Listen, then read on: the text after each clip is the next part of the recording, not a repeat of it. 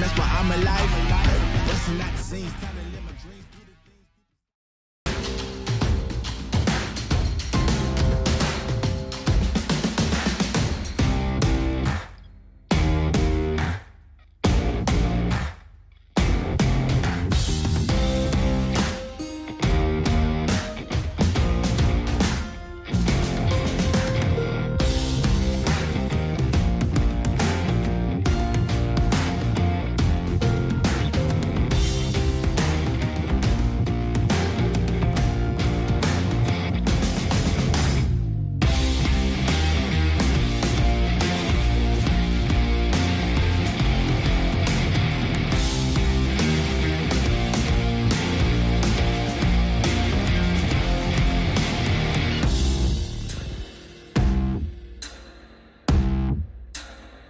Oh, hey, everybody.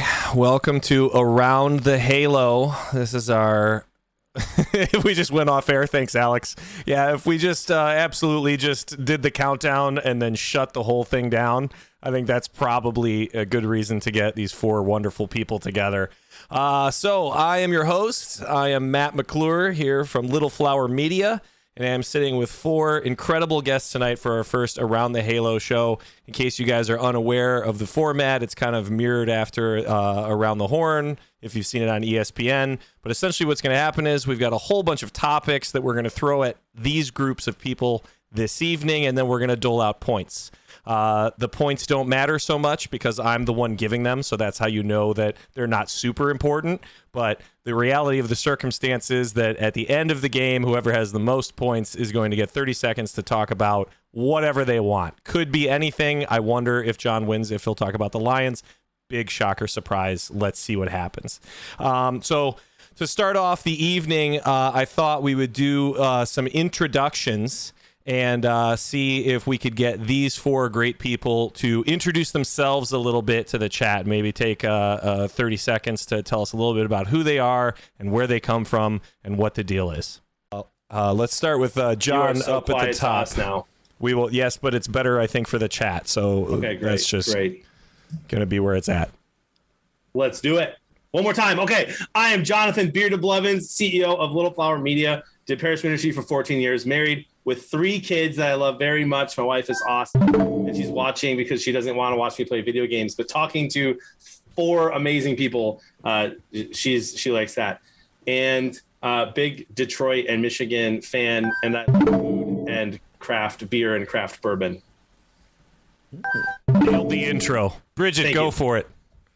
Hi, I'm Bridget Richardson. I'm with Mac Studios, University of St. Thomas in Houston, and I'm here in Houston, Texas right now. I'm married with 2 little girls, and super pumped to be a part of this.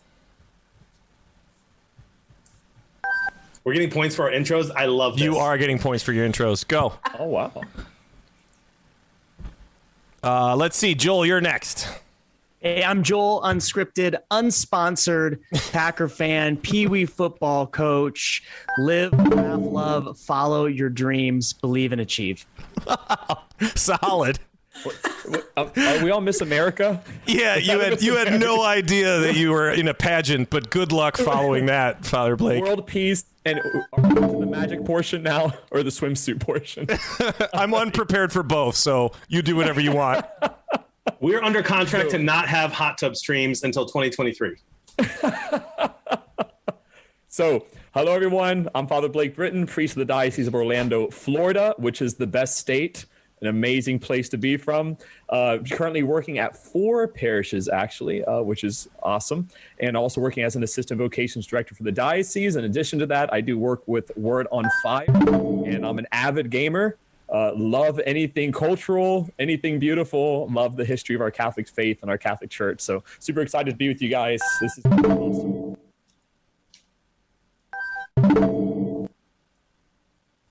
I'm pumped as well. All right. I think McClure is trying to fix the effects audio, and then we're ready to really rock. Yes, I am pulling the effects audio, and I apologize, chat, but I had to turn them. I had to make them active in order to try the volume effects real quick. So let's see if we can. Let's see. Is this volume better here?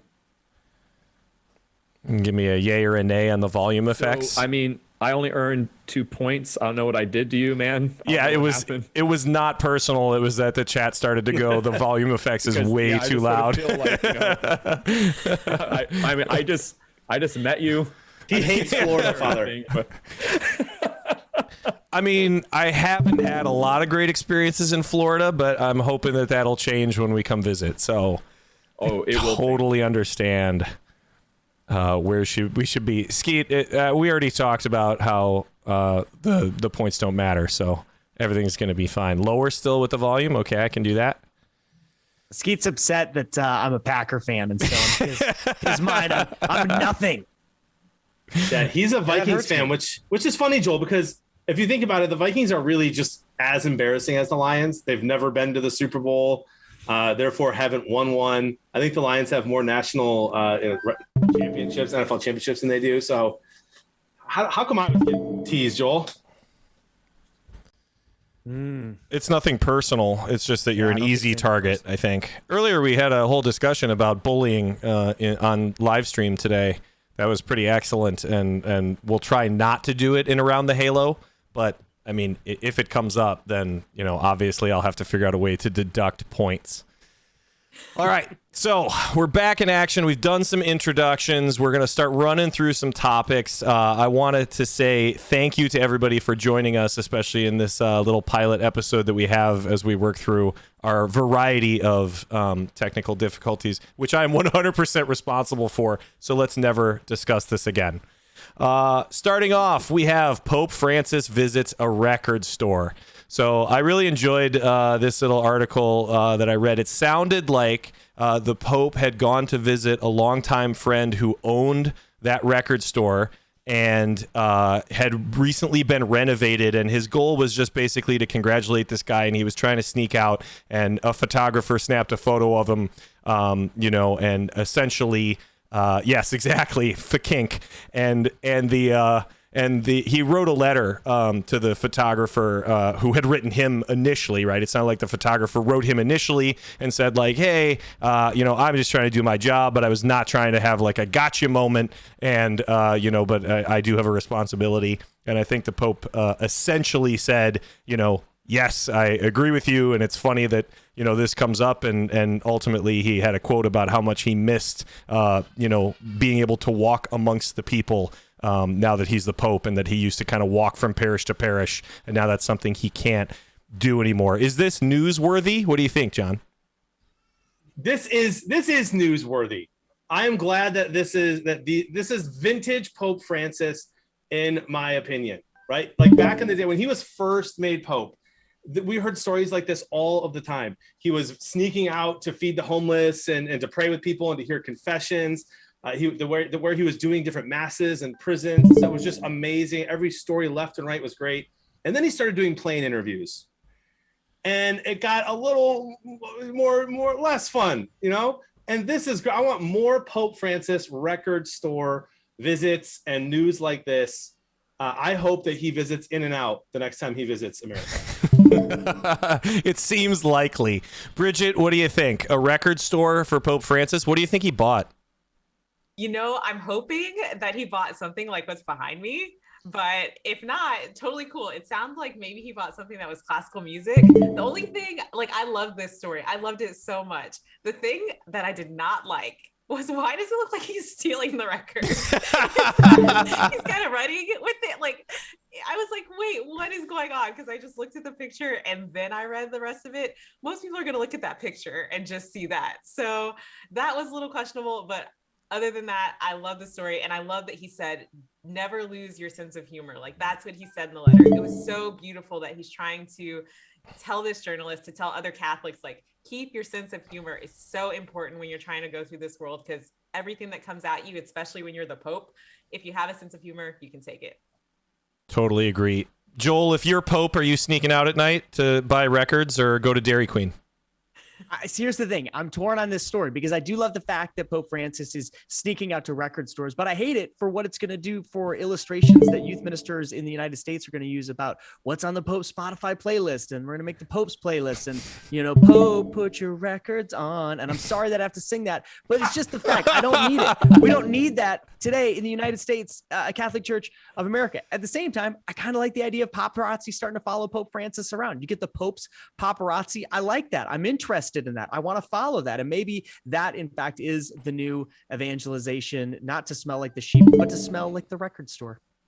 I think hashtag Pope Playlist is an opportunity for us as an organization to probably get that going. But Father Blake, take another cultural thing and ruin it. Father Blake, what's your take on this particular element, especially because you have such great images in the background? Yeah, as you can see, I'm a big supporter of popes. I think popes are great. You have to say that. Anytime that a pope can express his humanity, it's a wonderful thing. I will say this isn't so much vintage Pope Francis, Jonathan, because a couple of popes have done this. John Paul II was famous for sneaking out at nighttime to go and to visit people or go to his favorite pastry place. So, I just want to know, who are the Swiss guards in charge of these guys? They need to be reviewed. If the popes are able just to sneak past them, that's a horrible thing to sort of look back. Where's the Pope? I don't know. Where did he go? So I think it's a great thing for people to see the Pope being human, as it is just for all priests. So a pretty awesome experience. I thought it was funny. As far as I know, Bridget, by the way, apparently he's a huge Elvis Presley fan. Oh, very He's cool. a huge Elvis Presley. So that it looks like he got Elvis Presley records. And I agree. I think it looked pretty sneaky how he's taking them out. So I was cracking up at that as well. I was like, is he going to get in trouble? I mean, he's the Pope. I don't think he's in trouble for that. So great thing. I thought it was a funny story. Cute distraction, for people to have. Yeah, Elvis Presley and the Ramones. I was as surprised as you were. Topic number 2, Transformation Church spit take. So it looked as though there was a little conflict, at least from having watched this particular sermon on YouTube. And I'm sorry, this guy's name, John, is...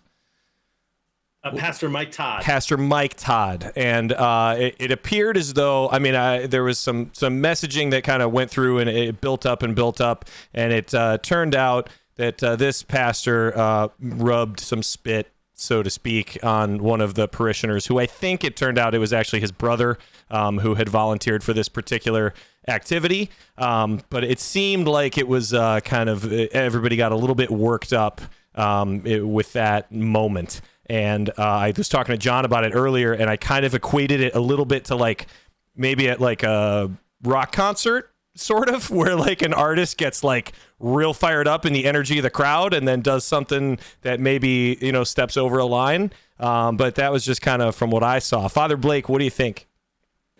Yeah, definitely not what I learned in homiletics. I can tell you that much. It's I'm all about using props, but this is ridiculous, and I'm the oldest of 4 kids, and I don't know if my little brother would get up there and do this for me. He would drop me. Granted, he's in the military, but at the same time, I was in shock. I'll be honest. I was totally blown away by this story. I thought it was clickbait for sure when I looked at it. He came out and apologized.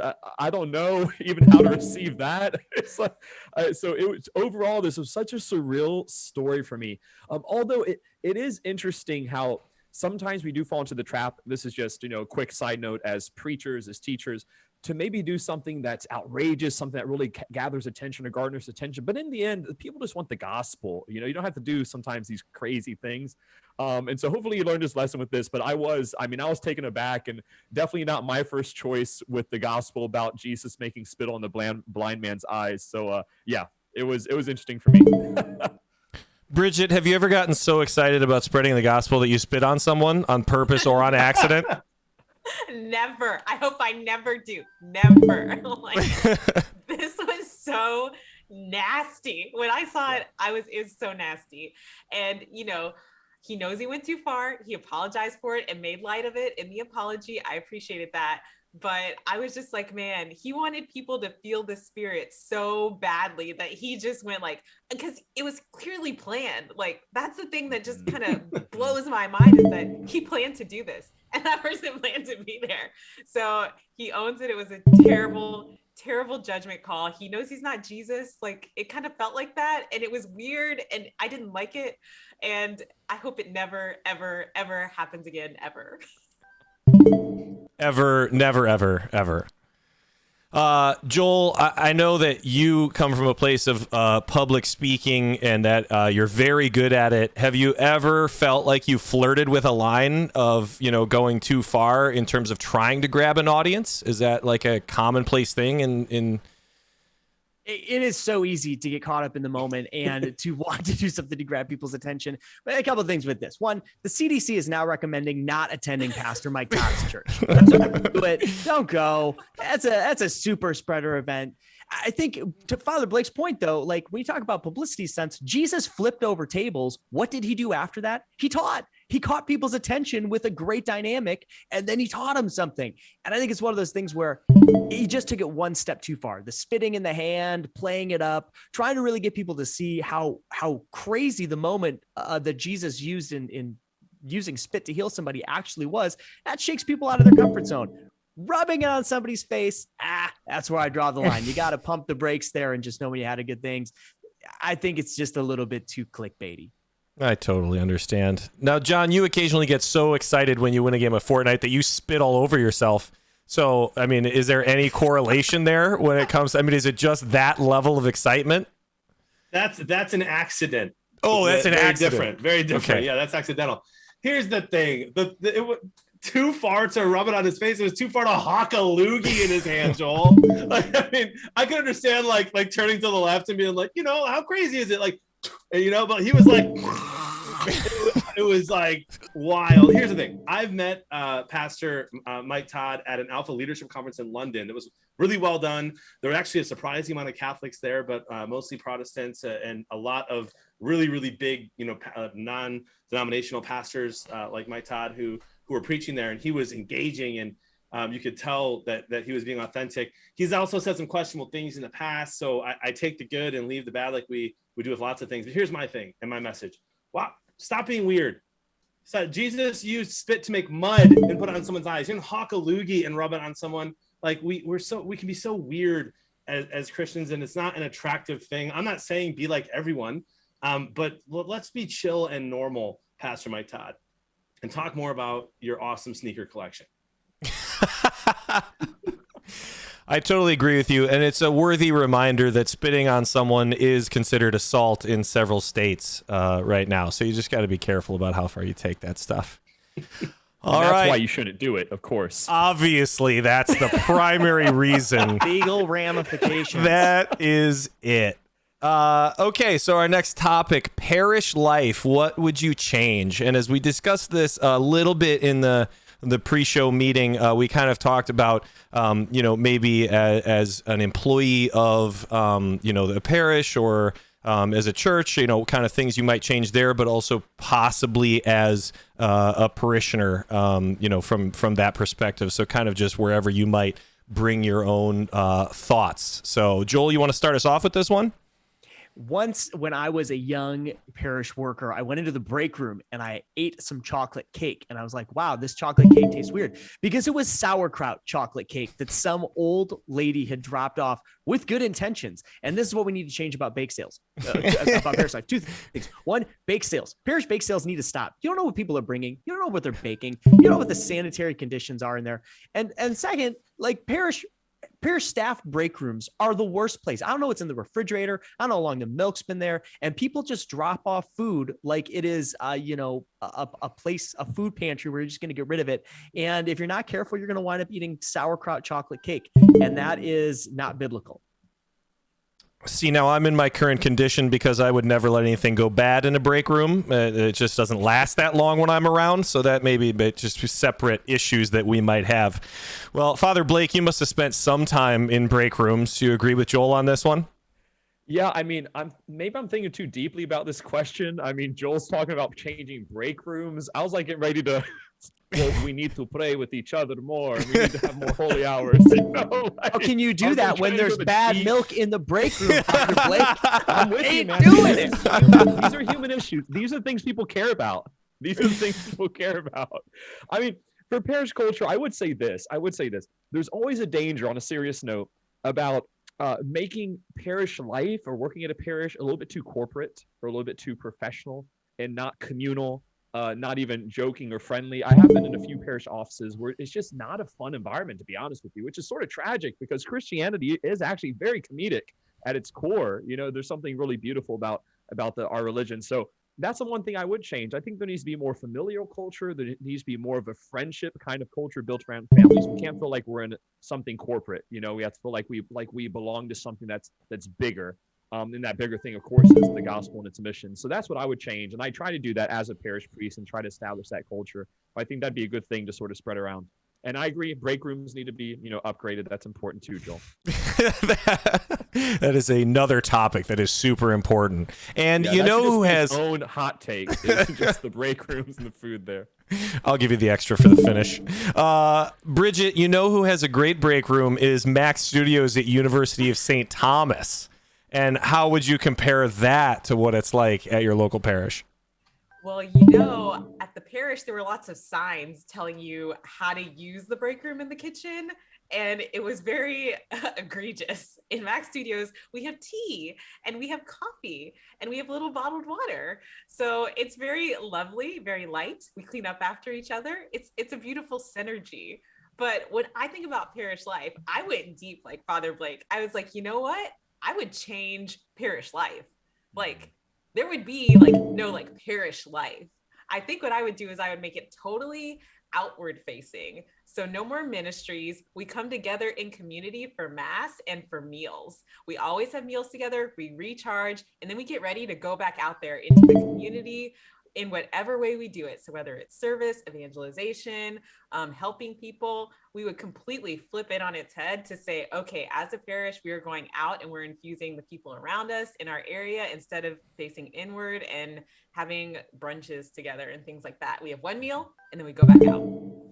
I really liked Bridget's take on that because at no point did she say that I had to go back and teach any tennis lessons in between those times. So it just sounds like we're hanging out, going to mass and eating food. I love it, Bridget. Well, John, you've got a whole bunch of parish ministry behind you. What do you think? I hope it stays behind me. I'm kidding. If I could wave a wand and change anything, I want to say so many things. Terms for pastors, just wages for employees, the break room, as Joel said, great stuff there. But I think what I would do is change the parishioners' consumeristic attitude and get rid of this transactional relationship that can happen in churches where I'm giving you X, you have to do this for me. And I don't like that. I think it's unhealthy and antithetical to the gospel. So that is what I would change. Those are all really big ideas, but the easiest one to implement now.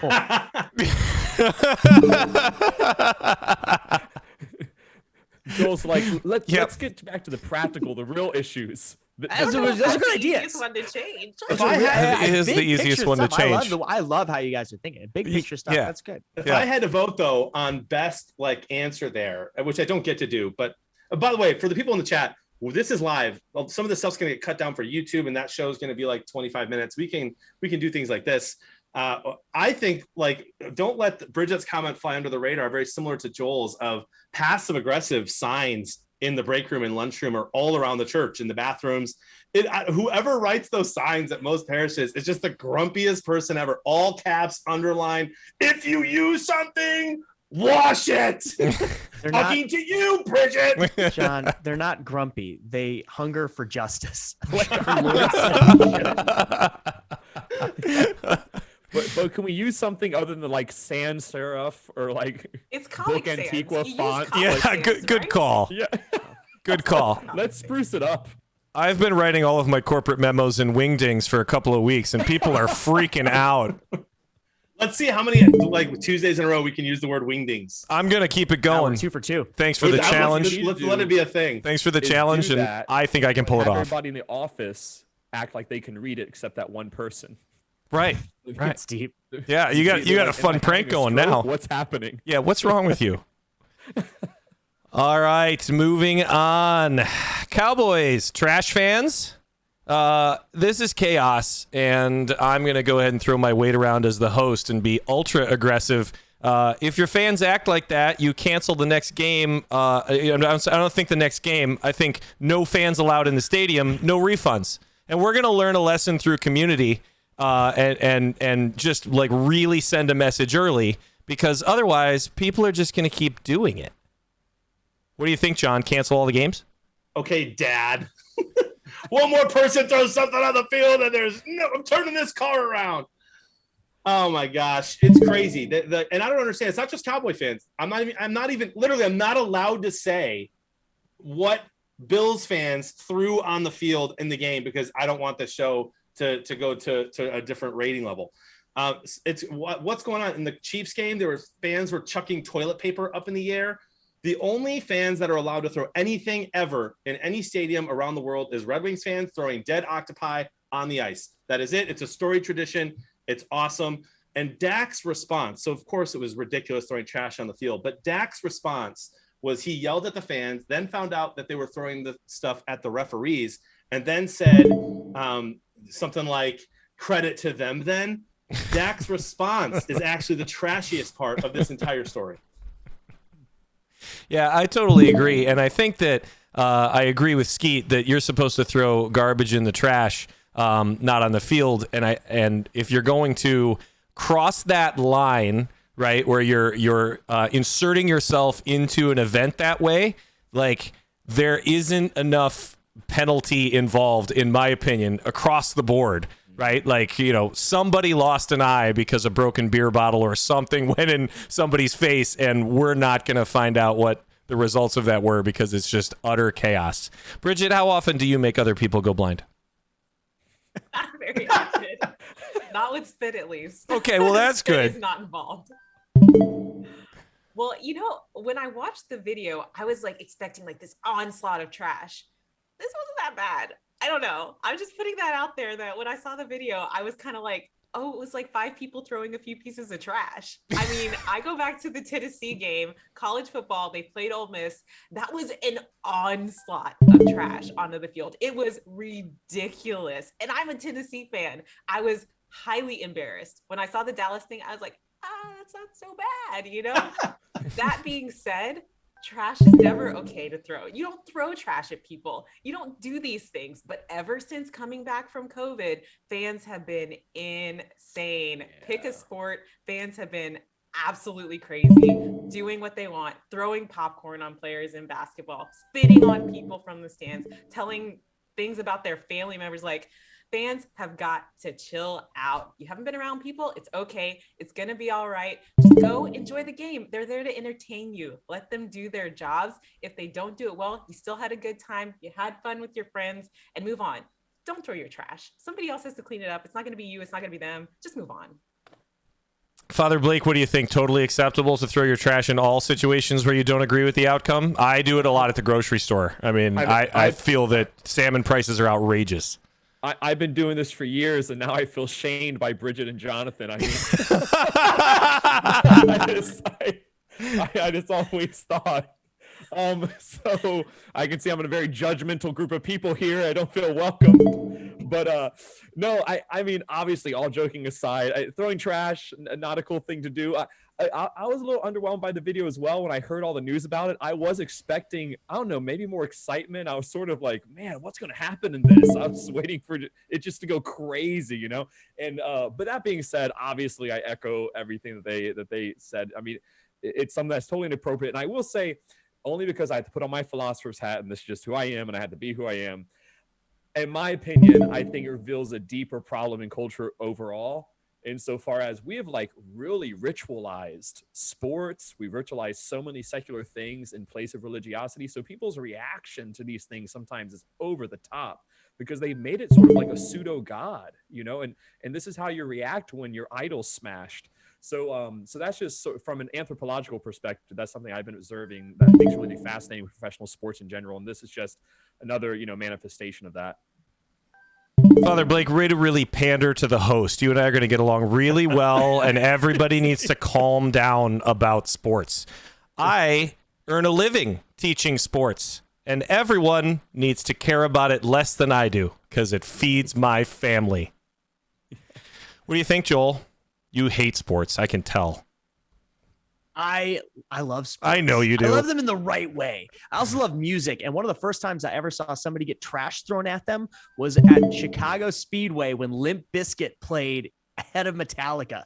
And Fred Durst came out onto the stage, and for about 2 minutes, all of this garbage came from the crowd and just pelted this guy. And he just stood there and took it. And after everything stopped, he screamed into the microphone, "Is that all you got?" And then they played a 20-minute set, which was 45 minutes too short. And he yelled at everybody in Chicago and left the stage. And it was awesome. It was fantastic.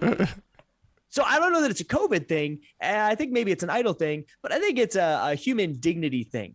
People don't see these folks as people. They don't see the referees as people. They don't see the players as people. They don't see Fred Durst as a person. They see him as entertainers or objects or stars. And so we don't treat them with any sort of human dignity. You would never just throw trash on somebody at the street. Like it's a horrible thing. And you would never say, oh yeah, it's okay for somebody to have trash thrown on them. There's a dehumanization that's taking place because we see these people as Twitter avatars and Instagram folks and sports stars. We don't see them as people. And I think that reveals a real disconnect that's happening for a lot of reasons. And it has way more to do than trash, fans. I think even COVID. I think it's a hard issue, and it's driven by the machine.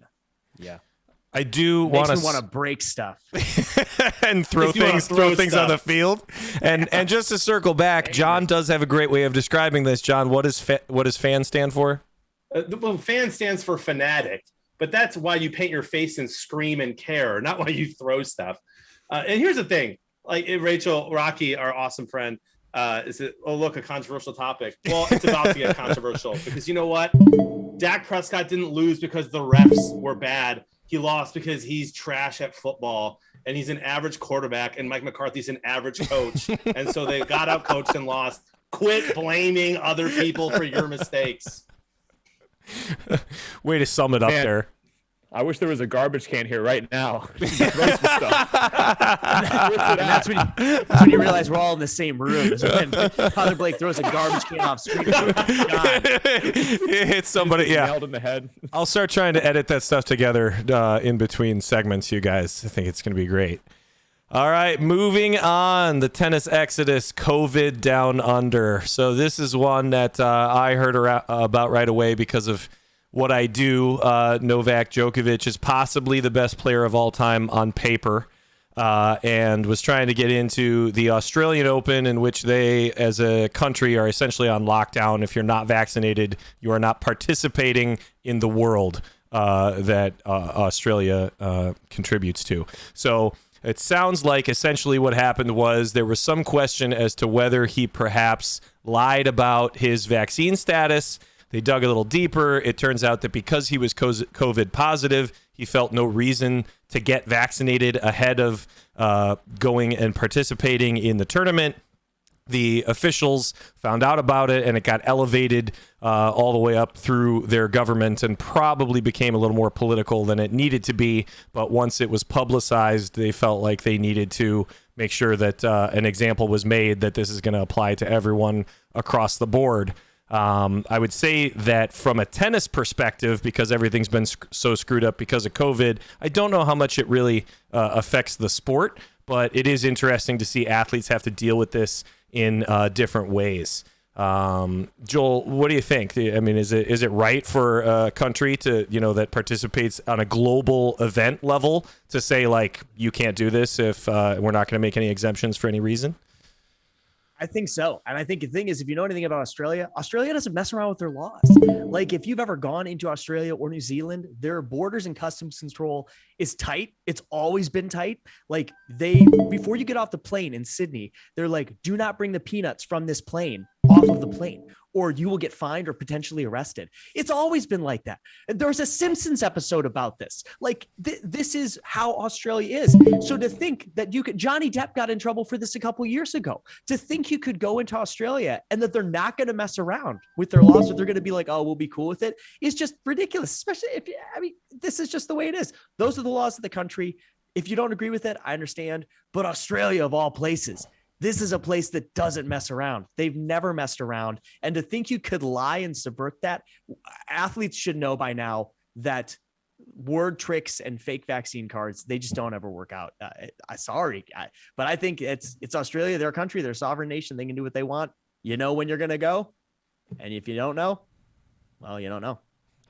What do you think, John? It sounded like there was a potential 3-year ban in the works for the Australian Open. Too harsh for the current circumstance? You know, do what you're going to do, Australia, right? Like, I'm just disappointed. I'm disappointed because Steve Irwin gave this perception that Australia was like a do what you want to do kind of place. You can wrestle a gator and sneak in peanuts off a plane. Like, but you like, I don't love how crazy it is over there right now. I don't love how they've handled COVID, but follow the rules. They have rules. Don't lie. Aaron Rodgers lied. No, he was Antonio immunized. Brown lied. He used word language. He used word tricks. And the reporter should have called Aaron Rodgers out for the record. They should have. But he lied by not wearing his mask while other unvaccinated players were there. Like, just tell the truth. As much as I hate the laws over there right now, and I don't love vaccine mandates in general, that's their rules. Follow the rules or don't go. Honestly, I just think that this whole thing was to get tennis back into the top 30 most talked about sports in the world. That's deep. Wow. Bridget, do you think tennis deserves to be in the top 30 most talked about sports in the world? John does not. I submit that it does because I think I can't name 30 sports, but that's just my own problem. I honestly can't even tell you how a tennis match is scored. Like, literally, I have absolutely no idea. And that's why I wouldn't necessarily put it past tennis to do something shady, like keeping him out of this whole thing. I'm not putting it past them. Don't know much about it, but hey, this was a weird story. Like, I went through his, like, oh, he appealed and oh, they said no. And then it went back to this other thing. And I was like, okay, this is very shady, a little bit of conspiracy theory happening maybe. But at the end of the day, like, I love to see athletes get treated like normal people. Like, it makes me so happy. So the fact that he couldn't go is kind of like, yes, a win for normal people who have to go through this kind of stuff every single day. Yeah, we all need to, before we hate on tennis, we need to remember this is the only sport that starts with love. Yeah, that's a good one. How do I take points away from Joel? You said you weren't taking them away. No, I can't. I didn't build that animation, so that's it. I'm off the list. I don't think that there's probably too much. I don't think tennis is concerned about jumping back into any particular level of. I mean, part of it is that the sport of tennis is. It's NASCAR and golf. And tennis and soccer and cricket are going to end up in kind of the top 5 in terms of like global market share. I mean, there's a lot of money in the sport. It's, it has a lot of wealth behind it. I don't think it's like we need to make a move to get back in the spotlight necessarily, but I do think that it's weird that Novak Djokovic then went to a press conference where his entire family wore shirts that said Novak Djokovic on it. I mean, I get that, like, you want to, provide jobs for your family, but I think that is just bizarre. Let's just have them be walking billboards. I don't think they do anything else. Father Blake, what would you be a walking billboard for? Well, with what I'm wearing right now, I think it's obvious. Christ, got I'm really always a walking billboard wherever I go. Wear this on a plane and see what happens. Conversations are great. I mean, now I say this, Matt, for no reason whatsoever. It has nothing to do, with trying to garner any sort of favor. But I've always said that tennis should be the number one sport. I've always said that too, Father Blake. Yeah, and I've always thought anyone who plays it or anyone who's even sort of watched it is a gentleman and a scholar. I'm just going to say that. But besides that, moving on, all joking aside, I find the historical irony of Australia being so strict after being founded as a penal colony to be hilarious. It's just that's sort of their origins, that they were a place that sort of was a dumping ground originally, I guess you could say, for England and sort of the criminals, hardened criminals from England. Since then, they've become actually a pretty cool nation. And yeah, obviously they're a sovereign country. They have their own laws. They have their own things. You have to be respectful of that. I agree with Jonathan, man, that I am disenchanted by this whole Australian experience. It makes me really sad. I grew up with Steve Irwin as well, and I also had that idea of just rugged outback. That you're just every single day of your life, you're trying to survive something that kills you. Like you're walking to school and there's a kangaroo ready to punch you. There's a crocodile ready to eat you. And you just survive every single day. That was my understanding of Australia. That's been a little bit changed by this, not just this experience, but overall the past couple of months. But I agree with everybody else. I echo them. I mean, a sovereign nation has its laws. You have to respect those laws. Totally agree. And I do need to clear this up for chat. As much as I enjoy tennis, we are the 98-pound weakling sport of the professional sports world. I mean, we don't play matches because it's too hot or I have a blister on my toe. So it's not like we're, out there grinding like some other people are. Go ahead, John. I hope what gets taken away from everything Father said, I love everything he said. I hope what gets taken away, though, is that he said John McEnroe is a gentleman and a scholar. That is a great point. No, wait, wasn't that guy like the Bobby Knight of tennis, like breaking tennis rackets? And he was the John McEnroe of tennis. I'm sorry, I'm trying to let people understand, like, a reference to it, like a sport people watch. Yeah, no, I think people generally get it because even you know who he is and you have no idea how the sport goes. So I think we already nailed that one there. I just want to interject this because I know we had a brief discussion about it earlier, John, but it certainly feels like we're at a place right now in the world where people are not willing to deal with whatever the ramifications of their choices are. And I think you start to see it at this level. Right? Like I am going to put my foot down. The hill I'm willing to die on is to not get vaccinated. There should be no repercussions for that whatsoever, but that's the hill I'm willing to die on. Not actual death, but, that's where I stand. And I think that we're perhaps at a place like that as Catholics within the next 50 years where there may have to be some adjustments that truly self-sacrificing acts might require some sacrifice. So that got deep real fast. Thanks. I'm trying to create content. Let's move on. What is the best state in your opinion and why? Earlier when John floated this question, I said the State of the Union, and I didn't really know where else to take it, but I think this group can be more creative than me. Father Blake, what is the best state? Not even a question. The state of Florida. Greatest, most amazing state. It is just unbelievable. It's the crowning jewel of the country right now. The place of a bastion of freedom, of hope, of light to the world. A city set upon a hill. Must I say more? Please do. I mean, I can go on. A Tower of Alexandria. All these sort of illusions. It's an amazing place. Florida is so beautiful in so many ways. Now, I am born and raised Floridian. My family's been here for generations on my father's side. So, I mean, we're proud, true Floridians. But beautiful state, a lot of hidden gems from the national forest. And then you go down to the Keys where you can dive. You go up to the hill country of the north. It's adventurous, has really cool wildlife, has a lot of tropical things. And it's just a really free, fun place to live, man. The weather's amazing. I walked outside today and I was freezing cold because it was 55 degrees and sunny, and I was like, man, this is horrible weather. And so it's a great state. I could not be a prouder Floridian. There are so many more things I could say. It's also, by the way, historically, where the first martyrs of our country were killed in the Pensacola, Tallahassee area, and also St. Augustine. They're called the Florida Martyrs. Are on their way to canonization right now. So it's also the birthplace of Catholicism in the United States of America, which is pretty cool. Wow. I should have prepped you better because I thought as the priest you were going to for sure be like a state of grace or the state of communion with God, or I thought there was perhaps a lot of directions that could go, and I thought I set you up perfectly, but it turns out I just alley-ooped to no one. On that one, I apologize. That is my fault, and I will get it together moving forward. Bridget, your favorite state? Oh, this one was so hard. I have top three, and it was so hard, but I'll pick one of three. I think I'm going to have to go Tennessee. There's just so much goodness there. There's so much to do. You have the mountains, like you have all these different types of foods coming together. I don't know. And like when I go there, there's just a sense of peace, right? Like, and each area has its own unique vibe, and it's got a really, really intense vibe. Like my favorite place is Memphis. Second is Knoxville. Third is Nashville. Like and then there's Chattanooga. Like there's just so many options when it comes to Tennessee. You get all 4 seasons, and I don't know, you got that really wonderful Southern hospitality that I love and I've always grown up with. So I think it's got to be Tennessee. I too like Tennessee.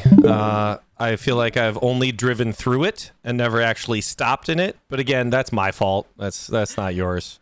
Joel, best state in your opinion, and why? You know, McClure, I'd have to say it's a state of grace, close to our Lord and Savior. Swish! Wow. You know, Father Blake was so deep all night, and then he went with on a Floridian rant. He was the Florida guy on the show. Yeah, I was thinking about Louisiana. Louisiana, the food is great. The pace of life is relaxed. People are happy. I think I once read that Louisiana has like the lowest rates of depression in the United States. Hospitality is incredible. It's a beautiful place. Louisiana, I think the people, the food, the culture, it cannot be beat. So Louisiana is my pick for the best state. All right. Sodium is the reason for that, and I think everyone needs to eat more sodium. And MSG. Just keep adding it to the list. John, Tasty. what do you think? It's Michigan, clearly. You've got Motown. You've got some of the greatest storied sports franchises, excluding the Lions, out there. You've got beautiful lakes without the salt and sharks, so you don't die. Like earlier, Father Blake was like diving, and I was like, yeah, dying while diving with the sharks and all the crazy animals, like Steve Irwin. You were just saying earlier how you like the adventure and stuff, man. State of Florida is where it's I at. do. And we listen, like Mackinac Island fudge. If you've ever had that, it's out of this world. We made the modern day vehicle. You're welcome. We have the UP wineries, all 4 seasons, and M&M. You also have Insane Clown Posse. Don't say that. How dare you remind everyone? Oh, no. That's too bad. But you know what? You're right, Joel. And when you're right, you get points. All right. So coming up on our final topic for the evening, Britney Spears family, unconditional love. This is a tough one because it has a story that's been going on for 20 years.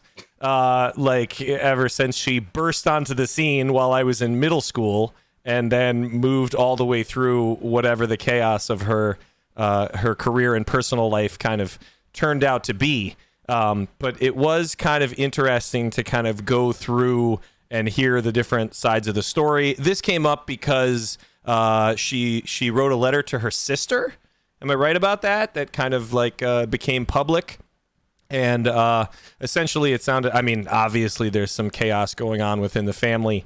But I think ultimately when we talked about it on stream this afternoon, it kind of felt like she never had a chance, right? Like that it was kind of that kind of young, teen child, actor or pop idol type situation where if the family around you is viewing you as a paycheck, then it probably isn't going to go well, which does lead people on YouTube to crying about leaving Britney alone. I mean, I do get it. Like we probably should leave her alone. But we're not going to because we're talking about it right now. So let's slide right into it. Bridget, what do you think? Fan of Britney?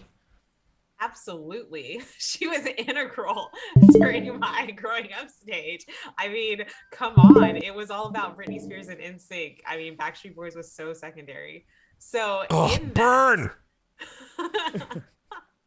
In that, this whole situation is just so sad. Like, I don't know. I have a sister. We're very different people. If we at all acted like this toward one another, our parents would put us in check so fast. We wouldn't even be able to blink. And if we lived any of this out on social media, like, I can't even tell you how, like, we probably just wouldn't be alive now because our parents would have a say in it. So it's just a sad story. She's always been in the spotlight. Her life is totally lived in the spotlight. Jamie Lynn got swept up in that too. They've had so many issues.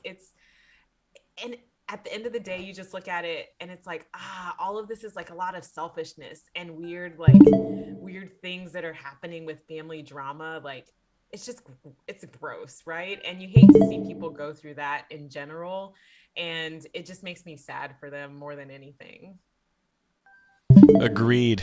Joel, what do you think? Is there any recovering from this situation now in terms of the public spotlight, or do you think you have to avoid it in order to heal? I think you have to avoid it in order to heal, because that's what I think is really tragic about this. It's us. Like, we're consuming this as a product and they're producing it as a product, whether or not that's conscious or subconscious, but like posting the letter, the emojis, the back and forth, going on podcasts and shows and talking about this. It's all about gaining the publicity, and whether or not they realize that that's happening, I think it's sad. But we have created this celebrity culture because we consume it, and we joke we're even talking about it now.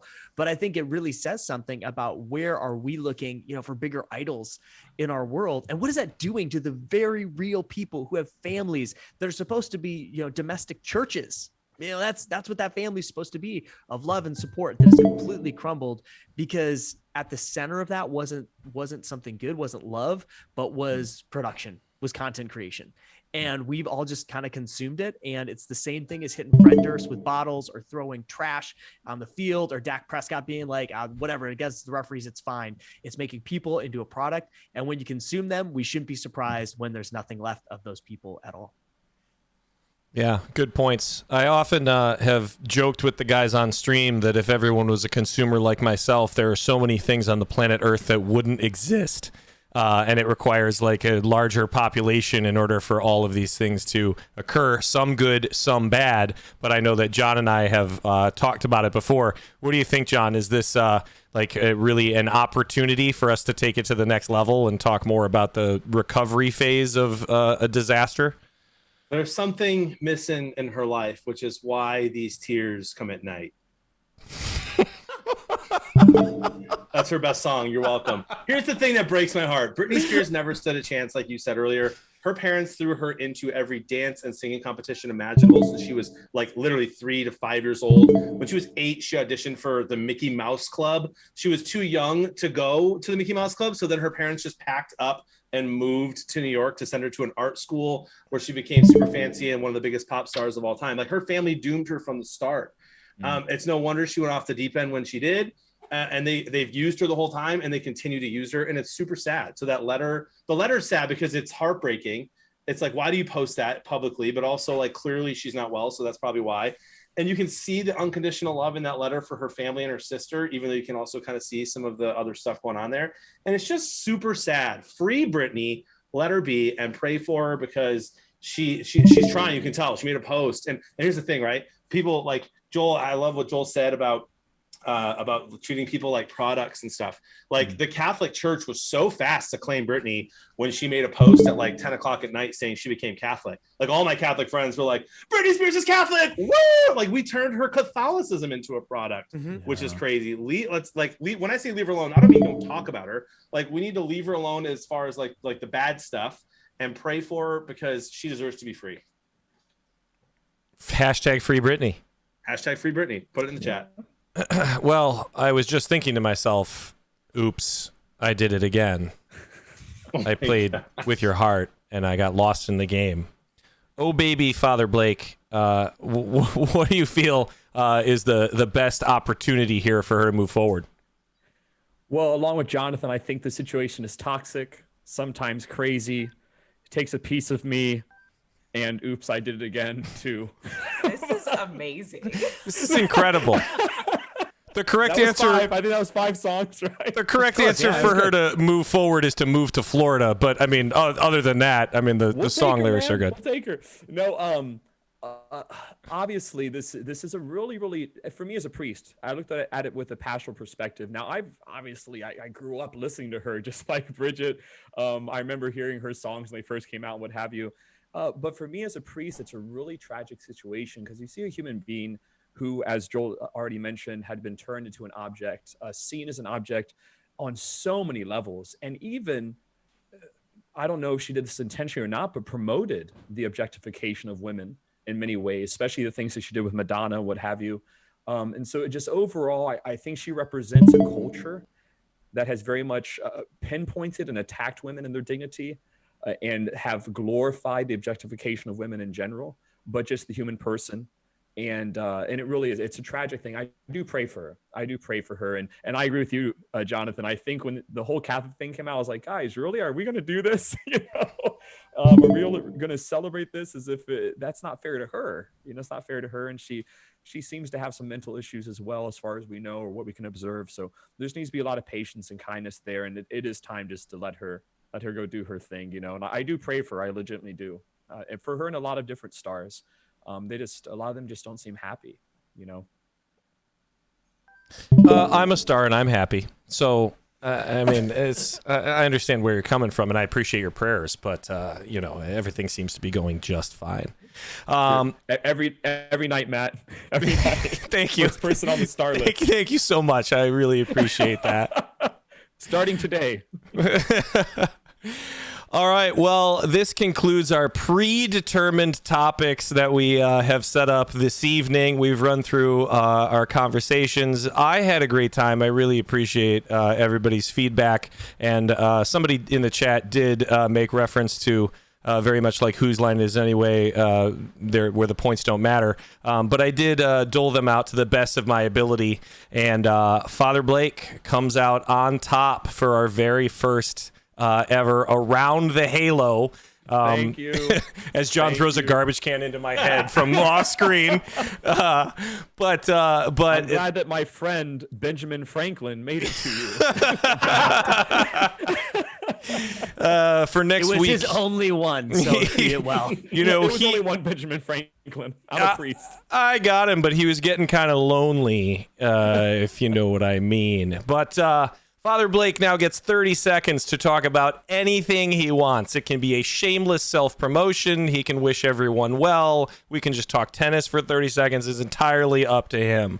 Ready, Father Blake? Go. I'm ready. When we start? Yep. Go. Begin. Well, first and foremost, thank you to everybody. You're all amazing. They are going to be words of hope. So I'm really excited about this program overall because I think that it represents the millennial generation and the Gen Z generation, and that there's a lot of us who love to not just laugh and spend time together like this, but more importantly, that really are looking for the deeper meanings of life. Of course, the deepest meaning of all is encountering Jesus Christ. And so I'm just totally encouraged by this Around the Halo and the many things I've been able to do with World on Fire, what have you, have just been totally incredible to me as a priest. Because I know you hear sometimes a lot of negative things about millennials and Gen Z. You hear like TikTok is the cancer of the world, right? And we're all going to die. But in the end, there's actually a lot of hope. There's a lot of cause for joy. So I think this evening and the fun that we had, as well as the serious things that we discussed, are just a testament to that. So and time. That's enough. Stop. That's enough. I'm sorry. I couldn't resist. I apologize. There, that's good. No, you can continue. So hard to keep it 30. I was like, okay. I usually have 10 minutes for a homily. No, that was a solid 38 seconds, and we have to cut you off there because those are the finite rules we've created for this game of Around the Halo. But no, seriously, that was excellent. Awesome. Chat, y'all are the best. Thank you. Bridget, Father Blake, Joel, McClure, thanks for being here. We will be live on Thursday. We'll talk to you soon. Change the world. Thanks, everybody. See ya.